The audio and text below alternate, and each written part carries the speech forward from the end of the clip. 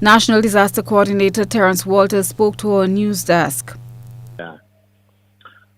So on Saturday, 22nd June, just before midnight, there was an earthquake just off the coast of Venezuela, and the quake was felt in Trinidad, Grenada, and I think the quake was preliminary.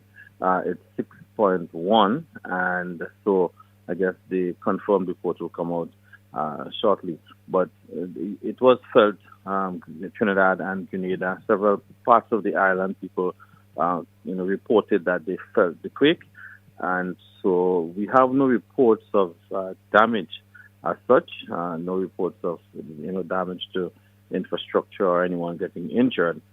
Earthquakes can occur at any time, like this one. It was felt close to midnight Saturday. As this particular hazard has no prior warning systems, citizens are advised to take necessary actions to safeguard lives.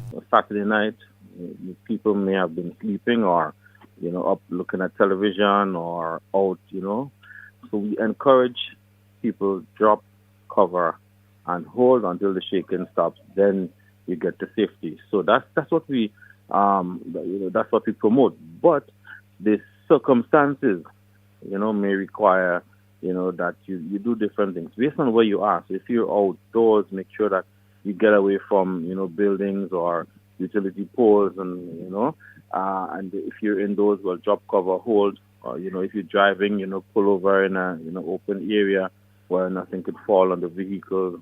Those are some of the steps that you can take. The earthquake was also felt in neighboring islands, Trinidad and Tobago, which also reported no immediate damage or injuries. The Trinidad and Tobago Weather Center reported that the earthquake was felt as far north as St. Vincent and the Grenadines to as far south as northeastern Guyana. The Seismic Research Center, the SRC, of St. Augustine campus of the University of the West Indies said the quake occurred at 11:58 p.m. on Saturday. It was located at latitude 10.83 north, longitude 662.37 west, and a depth of 46 kilometers. Depending on the magnitude of an earthquake, tsunamis can also be triggered. There are 4 conditions necessary for an earthquake to cause a tsunami. The earthquake must occur beneath the ocean or cause material to slide within or into the ocean. The earthquake must be strong with at least a magnitude of 6.5. The earthquake must rupture the Earth's surface and occur at a shallow depth less than 70 kilometers below the surface, and the earthquake must cause vertical movement of the seafloor up to several meters. Dr. Walters offered some precautionary measures people can follow. So for people living, on the coastline, and a large percent of the population, live on the coastline.